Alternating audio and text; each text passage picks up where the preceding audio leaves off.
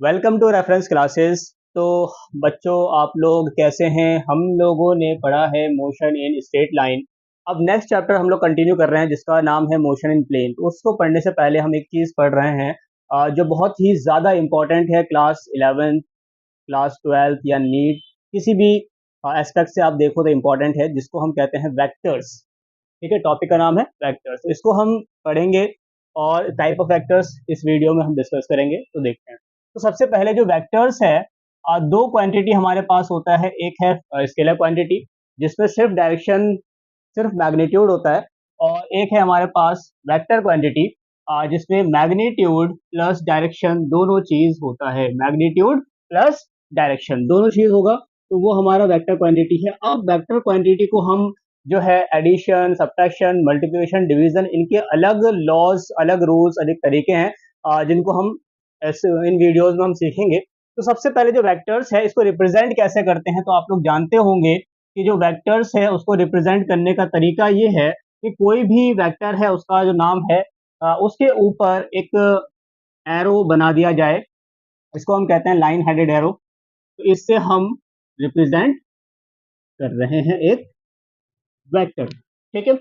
अब सपोज करो कि एक पॉइंट है हमारे पास P, एक पॉइंट है हमारे पास Q। यहाँ से P से Q कोई पॉइंट गया तो ये एक वेक्टर कहलाएगा। इनिशियल पॉइंट, फाइनल पॉइंट, मान लो डिस्प्लेसमेंट का पोजीशन या कोई और चीज है, तो एक वेक्टर है। इसको मैंने नाम दिया ए वेक्टर। ठीक है। तो इसको अगर मैं ए वेक्टर के टर्म में लिखूं तो वो सिंपली ऐसे लिखा जाएगा कि ए वेक्टर है। अगर दोनों पॉइंट्स के टर्म्स में इसका नाम लिखूं तो वो कहलाएगा पी क्यू वेक्टर। अब एक बच्चा अगर ये कहे कि क्यू पी वेक्टर, तो QP वेक्टर और PQ वेक्टर दोनों ही डिफरेंट होगा। क्यों? क्योंकि Q का इनिशियल पॉइंट, QP वेक्टर का जो इनिशियल पॉइंट है वो अलग हो जाएगा और PQ वेक्टर का इनिशियल पॉइंट अलग हो जाएगा, क्योंकि वेक्टर में डायरेक्शन भी जरूरी है। तो अगर कोई ऐसे लिखे कि QP वेक्टर और PQ वेक्टर बराबर है, तो ये बराबर नहीं है। क्यों बराबर नहीं है? क्योंकि डायरेक्शन अपोजिट हो जाएगा। ठीक है। इसके बाद सपोज करो कि एक वेक्टर हमारे पास ये है जिसको मैंने ए वेक्टर दिया, और एक वेक्टर हमारे पास ये है जिसको मैंने कहा कि ये बी वेक्टर है। तो हम देख रहे हैं कि दोनों वेक्टर को जो हमने डायग्रामेटिकली इसे रिप्रेजेंट किया है, दोनों के लेंथ में डिफरेंसेस है। तो लेंथ में अगर डिफरेंसेस है तो इसका जो लेंथ है वो प्रोपोर्शनल होता है इसके मैग्नीट्यूड। यानी कि अगर लेंथ ज्यादा होगा इसका मतलब जो वेक्टर का जो मैग्नीट्यूड है वो कैसा है? ज्यादा है। अगर मैग्नीट्यूड कम होगा तो उसकी लेंथ भी क्या होगी? कम होगी। ठीक है। अब यहां से हम स्टार्ट कर रहे हैं टाइप ऑफ वेक्टर्स। जो खास इंपॉर्टेंट टाइप्स हैं उनको हम पढ़ेंगे। टाइप ऑफ वेक्टर्स में सबसे पहला वेक्टर आपका कहलाता है पैरेलल वेक्टर। यानी कि कौन से दो ऐसे वेक्टर हैं जिनको हम कह सकते हैं कि वो एक दूसरे के पैरेलल है। तो सपोज करो कि एक वेक्टर हमारे पास ये है ए वेक्टर, दूसरा वेक्टर ये है हमारे पास बी वेक्टर। मैं देख रहा हूँ जैसे पैरेलल लाइन ड्रॉ होती है उसी तरह से ये दोनों वेक्टर एक दूसरे के क्या है? पैरेलल है। तो इसमें क्या समझ में आया कि दोनों ही वेक्टर्स हमारे सेम डायरेक्शन में हो तब हम ये कह सकते हैं कि वो दोनों वेक्टर्स एक दूसरे के पैरेलल हैं, या फिर हम इन दोनों वेक्टर्स को पैरेलल वेक्टर्स बोल सकते हैं। अब इन दोनों के बीच में एंगल, इन दोनों वेक्टर्स के बीच में एंगल जो हम थीटा निकालेंगे, एंगल निकालेंगे, वो जीरो दिख रहा है, क्योंकि एक पैरेलल लाइन के बीच में एंगल कितना होता है? दो पैरेलल लाइन के बीच में एंगल जीरो होता है, तो 0 डिग्री एंगल है, तो याद होना चाहिए। दूसरा हमारे पास है इक्वल वेक्टर। ठीक है। इक्वल वेक्टर कौन सा होगा? एंटी पैरेलल भी देखेंगे, तो पहले पैरेलल से इक्वल समझ लेते हैं कि अगर इन्हीं दोनों वेक्टर्स का जो मैग्नीट्यूड है उसको भी मैं बिल्कुल सेम कर दूं, जैसे ये ए वेक्टर, सपोज करो ये बी वेक्टर, तो इनकी डायरेक्शन तो सेम है, ये पैरेलल है। अब इनका लेंथ भी अगर हम देखें तो वो भी सेम है, तो हम इन दोनों क्या बोलेंगे कि ये दोनों क्या है? इक्वल वेक्टर्स है। अब मैं ए को बी लिखूं या बी को ए लिखूं कोई ऐसी बात नहीं है, दोनों एक दूसरे के इक्वल है। तो इस पर्टिकुलर केस में हमें क्या समझ में आया कि सेम डायरेक्शन भी होना चाहिए इक्वल वेक्टर होने के लिए, और इक्वल मैग्नीट्यूड भी होना चाहिए। तब जो दो वेक्टर्स होंगे वो कहलाएंगे इक्वल वेक्टर्स। ठीक है। तीसरा जो वेक्टर्स है, पैरेलल हो गया, इक्वल हो गया, anti parallel vector. Anti parallel vector. अब एंटी पैरेलल यानी पैरेलल के एंटी है, तो जैसा पैरेलल में दिखता है उसको अपोजिट कर दो। सपोज करो कि एक वेक्टर ये है ए, दूसरा वेक्टर ये मिल गया हमारे पास बी वेक्टर, तो ये दोनों एक दूसरे से पैरेलल दिख रही हैं। अगर ये सिंपल लाइंस होते तो हम कहते हैं कि पैरेलल है, लेकिन क्योंकि एरो, हेडेड एरो और टेल्स भी रिप्रेजेंट कर रहा है, तो हम इनको बोलेंगे कि एंटी पैरेलल है। एक अगर इस तरफ जा रहा है तो दूसरा इस तरफ आ रहा है, तो ये है एंटी पैरेलल वेक्टर। इनके डायरेक्शन के बारे में क्या कह सकते हैं? तो डायरेक्शन इनकी कैसी है? अपोजिट डायरेक्शन है। They are in exactly opposite in direction. ठीक है, तो इसके बीच में जो एंगल्स होगा वो एंगल कितना होगा?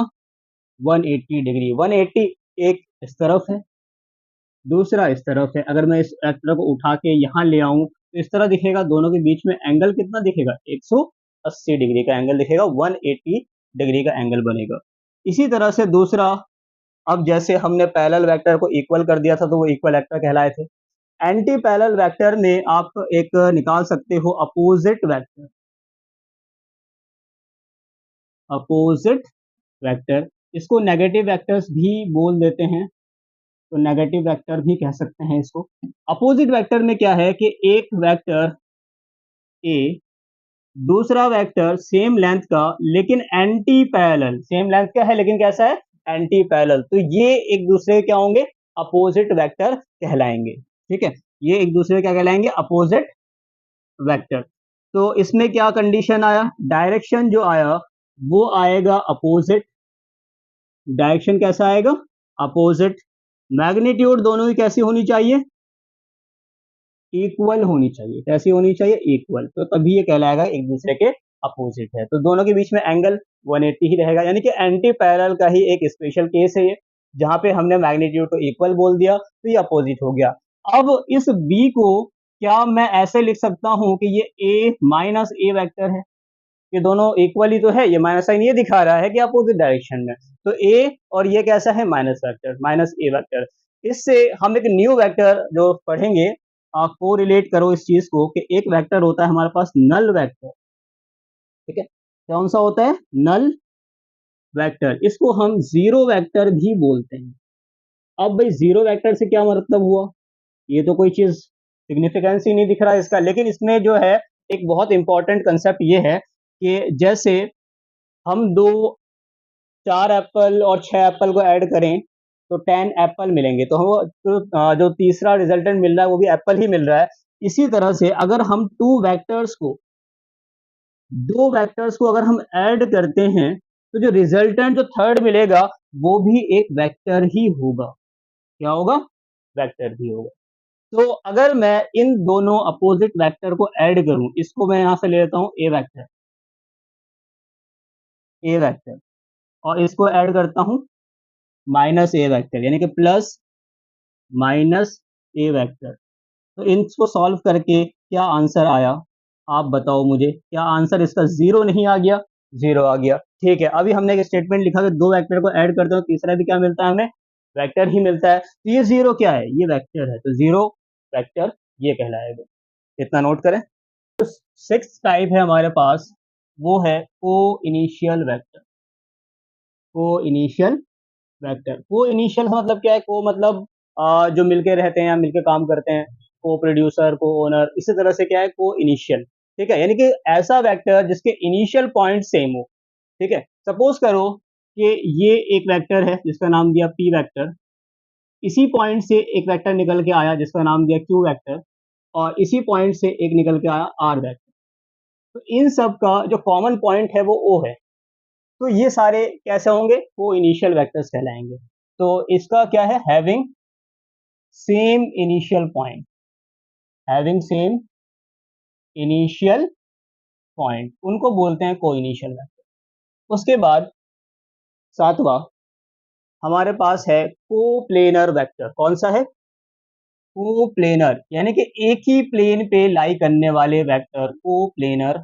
तो कोप्लेनर वेक्टर, कोप्लेन का मतलब क्या है कि वेक्टर्स एक ही प्लेन पे लाई करें। सपोज करो कि ये एक वेक्टर है ए वेक्टर, ये एक वेक्टर है बी वेक्टर, जैसे कि ये एक ए वेक्टर हो गया, ये एक बी वेक्टर हो गया। तो मैं कहता हूं कि ये एक ही प्लेन पे लाई कर रहा है।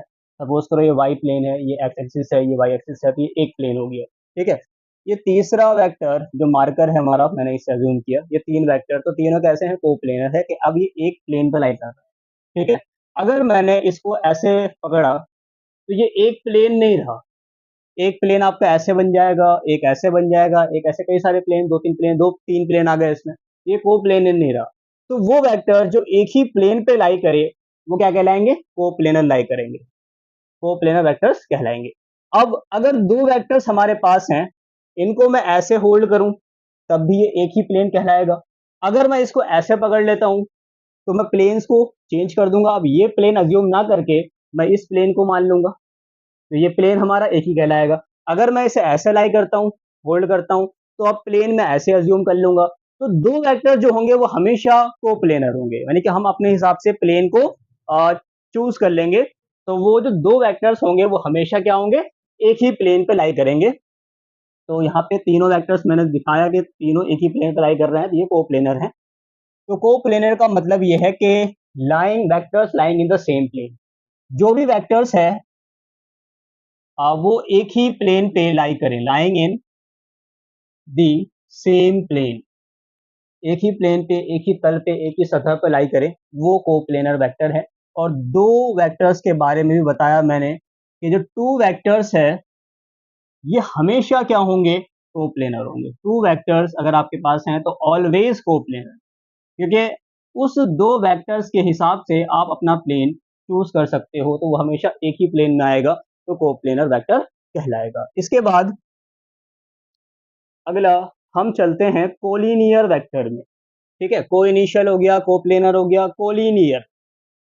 कोलिनियर, लीनियर एक लाइन, कोलिनियर यानी कि कई वेक्टर्स एक ही लाइन पे लाई कर रहे हैं। तो कोलिनियर वेक्टर में लाइंग इन द, यानी vectors lying in the same line, lying in the same line, तो ये कहलाएगा आपका कोलिनियर वेक्टर। सपोज करो कि एग्जाम्पल ये एक वेक्टर लिया, इसी लाइन में एक और वेक्टर ले लिया, तो ये एक लाइन पे लाई कर रहे हैं, एक वेक्टर यहाँ है, एक वेक्टर यहाँ है, तो ये वेक्टर्स कौन से कैसे कहलाएंगे? कोलिनियर वेक्टर्स कहलाएंगे। अब क्वेश्चन ये है कि कोलिनियर वेक्टर्स में जो उनके बीच में एंगल है वो थीटा, जो एंगल है वो 0 होता है या 180 होता है, तो देखते हैं उसको। तो पहला केस इसको देखते हैं कि ये ऐसे है, ये भी ऐसे है, तो दोनों का सेम डायरेक्शन भी है और एक लाइन पे भी लाई कर रहा है, तो हम क्लियरली देख सकते हैं कि इसके बीच में जो एंगल है वो 0 डिग्री है। पहला केस। दूसरा केस, अगर ये ऐसे होता कि इस डायरेक्शन में होता और ये भी दूसरा वेक्टर भी इस डायरेक्शन में होता, एक ही लाइन पे लाई कर रहा है, ठीक है, तो जब एक ही लाइन पे लाई कर रहा है तो इनके बीच में एंगल कितना होगा? 0 डिग्री। ठीक है। थर्ड केस, अगर एक वेक्टर इस तरफ है, दूसरा वेक्टर इस तरफ है, तो दोनों एक दूसरे को फेस कर रहे हैं, मतलब उन दोनों के बीच में एंगल कितना है? अपोजिट है दोनों, तो उन दोनों के बीच में एंगल कितना है? 180 डिग्री आ गया। फोर्थ केस अगर हम देखें कि एक वेक्टर इधर पुल कर रहा है, दूसरा वेक्टर इधर पुल कर रहा है, तब भी दोनों के बीच में एंगल कितना आ गया? 180 आ गया। तो कोलिनियर एंगल में 0 डिग्री भी होगा, 180, दोनों वेक्टर्स चाहे 0 हो चाहे 180 हो, वो कोलिनियर वेक्टर्स हो सकते हैं, यानी कि इनके बीच में 0 हो सकता है और 180 भी हो सकता है। इसके अलावा एक वेक्टर है हमारे पास, वेक्टर टाइप, जिसको हम कहते हैं unit vector.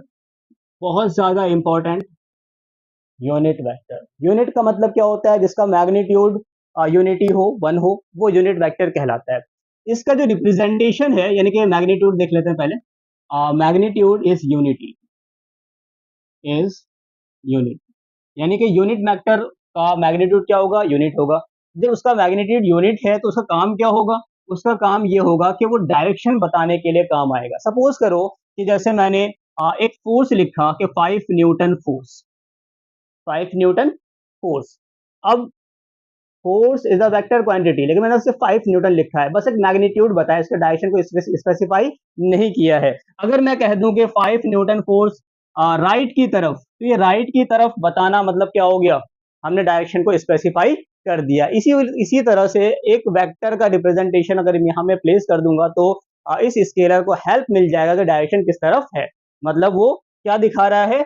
Unit vector direction को स्पेसिफाई करता है, तो इट्स स्पेसिफाई द डायरेक्शन। अब इसका जो रिप्रेजेंटेशन है वो थोड़ा सा अलग है और सिंपल है। रिप्रेजेंटेशन, जैसे कि ए वेक्टर है, ये तो नॉर्मल एक ए वेक्टर था, तो ए वेक्टर का अगर मुझे यूनिट वेक्टर रिप्रेजेंट करना होगा, तो इसका जो यूनिट वेक्टर है उसको हम ए लेटर बनाएंगे और ऊपर एक कैप लगा देंगे, तो ये यूनिट वेक्टर ऑफ ए हो गया, यानी ए वेक्टर का यूनिट वेक्टर का रिप्रेजेंटेशन है। पढ़ने में हम कैसे पढ़ेंगे, ए कैप या ए हैट, तो ए कैप ज्यादातर पढ़ा जाता है, तो ए कैप से हम इस चीज को याद रखेंगे, ठीक है। अब अगर मुझे एक वेक्टर गिवन हो, उसका यूनिट वेक्टर किस तरह से निकाल सकते हैं हम उस चीज को देखें, तो ये ए कैप मुझे निकालना है और मुझे गिवन क्या है, ए वेक्टर। तो ए वेक्टर मेरे पास गिवन है, अगर मैं इसके मैग्नीट्यूड से इसको डिवाइड दे देता हूं, तो जितना ऊपर मैग्नीट्यूड होता है उतना नीचे मैग्नीट्यूड है, डिवाइड होके 1 हो जाएगा, तो बचेगा क्या, सिर्फ डायरेक्शन बचेगा, तो वो डायरेक्शन ही तो दे रहा है यूनिट वेक्टर। तो ये अगर आपके पास मैग्नीट्यूड है, अगर आपके पास मैग्नीट्यूड है, इस पे ए वेक्टर लगा दिया, ये क्या हो गया, ए कैप लगा दिया, तो एक ए वेक्टर बन जाएगा ये, यानी कि मैग्नीट्यूड के साथ आपने डायरेक्शन स्पेसिफाई कर दिया, मतलब अभी क्या बन गया, एक वेक्टर बन गया, ए वेक्टर, ठीक है। अब इसको अच्छे से समझने के लिए यूनिट वेक्टर को हमें एक और वेक्टर देखना होगा जिसको हम बेस वेक्टर्स के नाम से भी पढ़ते हैं। बेस वेक्टर्स बेसिकली ज्यादा कुछ खास नहीं है कि हम जो मैथमेटिक्स या फिर किसी पोजीशन को रिप्रेजेंट करने के लिए कोऑर्डिनेट सिस्टम बनाते हैं, x axis, y axis and ये जेड एक्सिस, तो यहाँ पे वेक्टर फॉर्म में इन एक्सिस को रिप्रेजेंट करने के लिए कुछ यूनिट वेक्टर्स दिखाए गए हैं, वो लिखेंगे, जैसे कि आई कैप एक यूनिट वेक्टर है, ये डिनोट करता है एक्स एक्सिस को, यानी कि अगर लिखा हुआ है एग्जांपल 4 आई कैप, तो कोई भी चाहे फोर्स है, फोर्स के बारे में लिखा है 4 आई कैप, मतलब 4 न्यूटन का फोर्स एक्स एक्सिस के डायरेक्शन में है। अगर डिस्प्लेसमेंट है 4 आई कैप, यानी कि 4 मीटर का डिस्प्लेसमेंट एक्स एक्सिस की तरफ हुआ है, तो ये इस तरह से ये डिनोट करता है एक्स एक्सिस के डायरेक्शन को। इसी तरह से अगला है हमारे पास जे कैप, ये डिनोट करता है आपका वाई एक्सिस को, और लास्ट में आता है आपका के कैप, ये डिनोट करता है आपका कौन सा, जेड एक्सिस को। इतना उतारे वेक्टर्स जो है इसे रिप्रेजेंट कर रहे हैं, तो इससे अगर हम यूनिट वेक्टर को लिखें, सपोज करो कि एक वेक्टर मेरे पास लिखा हुआ है ए वेक्टर, और मैंने लिख दिया इसमें 3 आई कैप प्लस 4 जे कैप, ये एक वेक्टर है जो लिखा है 3 आई कैप प्लस 4 जे कैप। तो इसको हम किस तरह से इसका यूनिट वेक्टर निकाल सकते हैं, या इसका मतलब क्या हुआ, इसका मतलब ये हुआ कि इस ए वेक्टर का जो 3 मैग्नीट्यूड का कंपोनेंट है वो एक्स डायरेक्शन में है, जो आई कैप रिप्रेजेंट करता है एक्स एक्सिस को, और जे कैप रिप्रेजेंट करता है वाई एक्सिस को, तो 4 कंपोनेंट जो है वाई एक्सिस में, यानी कि अगर मैं इसको कोऑर्डिनेट बनाऊं, तो 4 जो 3 है वो इस तरफ है और 4 है वो इस तरफ, इतना इसका मैग्नीट्यूड डिवाइडेड है, मतलब ये कहीं इस तरफ इसका वेक्टर जाएगा, जो हम आगे आने वाली वीडियोस में इसको वेक्टर का रेजोल्यूशन सीखेंगे। अभी हम फिलहाल यूनिट वेक्टर निकालना है, तो इसका यूनिट वेक्टर किस तरह से निकाला जाए, तो इसका यूनिट वेक्टर निकालने के लिए हमें पता है कि इसका ए वेक्टर डिवाइड बाय ए का मैग्नीट्यूड है, तो ए का जो मैग्नीट्यूड है उसको निकालने का जनरल फॉर्मूला आपका बस ये रहता है कि जो भी एक्सिस में आपके दिए हुए हैं, एक्स एक्सिस है तो x square y square plus z square, तो इससे आप इसका मैग्नीट्यूड निकाल सकते हैं। अगर इस पर्टिकुलर क्वेश्चन को देखें तो इसका जो मैग्नीट्यूड है वो इस तरह से निकलेगा कि 3 का स्क्वायर, क्योंकि x के बदले क्या है यहाँ पे 3, प्लस 4 का स्क्वायर, ये हो गया आपका 9 प्लस 16, जो कि आपका आया 25, और ये 5, मतलब इसका मैग्नीट्यूड 5 आ गया। मैग्नीट्यूड जब 5 आ गया तो इस वेक्टर को आप 5 से डिवाइड दे दो, वही आपका यूनिट वेक्टर कहलाएगा। तो ए वेक्टर है 3 आई कैप प्लस 4 जे कैप डिवाइड 5। अगर मैं इसको और एलिब्रेट करूं, बाइफरगेट कर दूं, तो 3/5 प्लस 4/5 एक यूनिट वेक्टर निकल के आया ए का। अब इसको अगर मैं चेक करना चाहूं कि मेरा कैलकुलेशन जो है वो सही हुआ है या नहीं हुआ है, तो उसको हम ऐसे चेक करेंगे कि आप इस यूनिट वेक्टर का मैग्नीट्यूड निकाल लो। यूनिट वेक्टर ये निकल के आया हमारे पास, इसका मैग्नीट्यूड निकाल लेते हैं। अगर मैग्नीट्यूड 1 आ जाए, यानी कि हमने अपनी कैलकुलेशन बिल्कुल सही करी है, ठीक है। तो इसका मैग्नीट्यूड 3/5 का होल स्क्वायर ठीक है, ये x के बदले ये है, y के बदले ये है, तो 3/5 का होल स्क्वायर प्लस 4/5 का स्क्वायर, तो ये आ गया आपका 9/25 प्लस 16/25, ये आ गया आपका 25/25, क्या 1 आ गया? अगर ये 1 आ गया तो ये यूनिट वेक्टर था।